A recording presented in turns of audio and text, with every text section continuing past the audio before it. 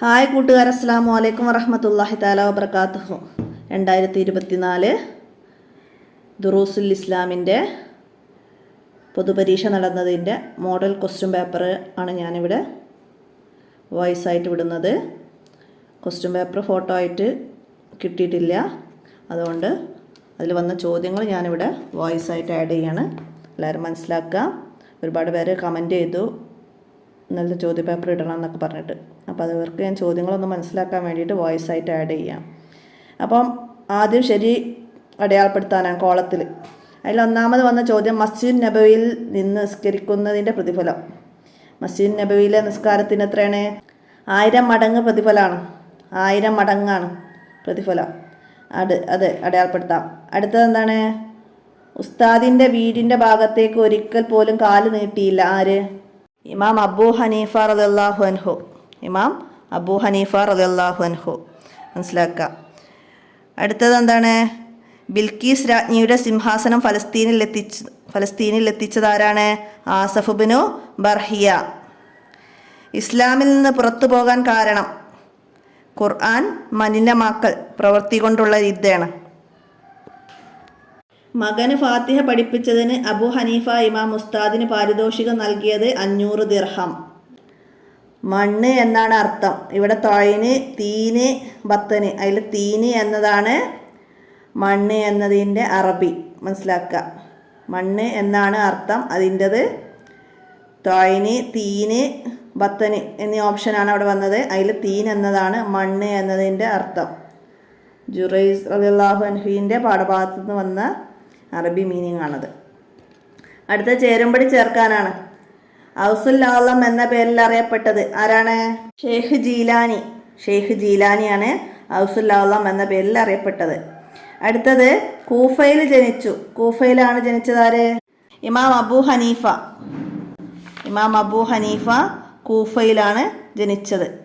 ഖുർആൻ കേട്ട് മാനസാന്തരമുണ്ടായി തൗബ ചെയ്തു. ആരായിരുന്നു? ഫുളൈൽ ഇബ്നു ഇയാദ് റളിയല്ലാഹു അൻഹു. അടുത്തത് അക്കീദയിലെ നമ്മുടെ ഇമാമ്. ഇവിടെ ഇമാം അസ്അരി റളിയല്ലാഹു അൻഹു ആണ് വന്നത്. മദീനയിൽ ജനിച്ചു. മദീനയിൽ ജനിച്ചത് ആരാണ്? ഇമാം മാലിക് റളിയല്ലാഹു അൻഹു. മനസ്സിലാക്കാം. പിന്നെ വിട്ട ഭാഗം പൂരിപ്പിക്കാനാണ്. സ്ത്രീകൾ പുറത്തു പോകുമ്പോൾ ഹിജാബ് ധരിക്കണം. പിന്നെ ഇസ്ലാമിൻ്റെ അടിസ്ഥാന പ്രമാണമാണ് ഖുർആന്. അറിവ് പഠിക്കുന്നതിന് മുമ്പ് വിദ്യാർത്ഥി മനസ്സ് ശുദ്ധമാക്കണം. മുർത്തദ്ദായ ശാശ്വതമായ നരകവാസമാണ് ശിക്ഷ. ഇമാം മാലിക് റളിയല്ലാഹു അൻഹു ഡാഷിൽ അന്ത്യവിശ്രമം കൊള്ളുന്നു. ജന്നത്തുൽ ബഖീയിൽ അന്ത്യവിശ്രമം കൊള്ളുന്നു. പണ്ഡിതന്മാരെ കുറ്റം പറയൽ സർവനാശത്തിന് കാരണമാകും. അത്രയാണ് വിട്ട ഭാഗം പൂരിപ്പിക്കാൻ. ഇനി ഒറ്റ വാക്കിൽ എഴുതാനാണ്. തൗബയുടെ ഷർത്തുകൾ എത്ര? തൗബയ്ക്ക് 4 ഷർത്തുകളാണ്. 4 മദ്ഹബിൽ 1 പിൻപറ്റുന്നതിൻ്റെ വിധി നിർബന്ധമാണ്. ഇമാം മാലിക് റളിയല്ലാഹു അൻഹു ജനിച്ച ഹദീസ് ഗ്രന്ഥത്തിൻ്റെ പേര്. ഇമാം മാലിക് റളിയല്ലാഹു അൻഹു രചിച്ച ഗ്രന്ഥം മുവത്തയാണ്. മനസ്സിലാക്കുക. അടുത്തത് എല്ലാ സൽക്കർമ്മങ്ങളെയും നശിപ്പിക്കുന്ന ദോഷം എന്താണ്? റിദ്ദ. എല്ലാ സൽക്കർമ്മങ്ങളെയും നശിപ്പിച്ചു കളയും റിദ്ദ. മനസ്സിലാക്കുക. അടുത്തത് എന്താണ്? ഇമാം അബൂ ഹനീഫ റളിയല്ലാഹു അൻഹു വഫാത്തായ ഹിജ്റ വർഷം. ഇമാം അബൂ ഹനീഫ റളിയല്ലാഹു അൻഹു വഫാത്തായ ഹിജ്റ വർഷം ഹിജ്റ 150. ഹിജ്റ 150 ഇമാം അബൂ ഹനീഫ റളിയല്ലാഹു അൻഹു വഫാത്തായത്. അടുത്തത് മൻ അബൂക്ക എന്ന് ജുറൈസിൻ്റെ ചോദ്യത്തിന് കുട്ടി പറഞ്ഞ മറുപടി എന്തായിരുന്നു? ഫുലാനുൻ റായി. ഫുലാനുൻ റായി എന്നാണ് കുട്ടി മറുപടി പറഞ്ഞത്. മനസ്സിലാക്കുക. ആട്ടിടയനാണ് എന്ന് പറഞ്ഞില്ല, അതാണ്. അടുത്തത് ഒറ്റ വാചകത്തിൽ ഉത്തരം എഴുതാനാണ്. എന്താണ് കറാമത്ത്? ഔലിയാക്കളിലൂടെ പ്രകടമാകുന്ന അത്ഭുതമാണ് കറാമത്ത്. സ്ത്രീകൾക്ക് നേരെ അതിക്രമങ്ങളും പീഡനങ്ങളും കൂടി വരാനുള്ള പ്രധാന കാരണം എന്ത്? ഇസ്ലാമിൻ്റെ നിയമം തെറ്റിച്ച് സ്ത്രീകൾ പുറത്തിറങ്ങുകയും മാന്യതയില്ലാത്ത വേഷങ്ങൾ ധരിക്കുകയും ചെയ്യുന്നതാണ് ഇതിന് കാരണം. ഇസ്ലാമിൻ്റെ നിയമം തെറ്റിച്ച് സ്ത്രീകൾ പുറത്തിറങ്ങുകയും മാന്യതയില്ലാത്ത വേഷങ്ങൾ ധരിക്കുകയും ചെയ്തതാണ് ഇതിൻ്റെ പ്രധാന കാരണം. ഇമാം അബൂ ഹനീഫ റളിയല്ലാഹു അൻഹു ജയിലിലടക്കാൻ കാരണം എന്തായിരുന്നു? അധികാരികളുടെ ഇംഗിതത്തിന് വഴങ്ങാത്തതിൻ്റെ പേരിലാണ്. അധികാരികളുടെ ഇംഗിതത്തിന് വഴങ്ങാത്തതിൻ്റെ പേരിൽ പീഡനങ്ങൾ ഏറ്റുവാങ്ങി ജയിലിൽ അടക്കപ്പെട്ടു. അടുത്ത അറിവ് തേടി പുറപ്പെടുന്നവർക്ക് ലഭിക്കുന്ന നേട്ടമെന്ത്? അറിവ് തേടി പുറപ്പെടുന്നവർക്ക് സ്വർഗത്തിലേക്കുള്ള വഴി എളുപ്പമാക്കപ്പെടും. അടുത്തത് സ്ത്രീകൾക്ക് നിസ്കരിക്കാൻ ഉത്തമമായ സ്ഥലം ഏത്? സ്ത്രീകൾക്ക് നിസ്കരിക്കാൻ വീടിൻ്റെ ഉള്ളറയാണ് ഏറ്റവും ഉത്തമം. അടുത്ത ചെറുദോഷങ്ങൾ പൊറുക്കപ്പെടും എങ്ങനെ?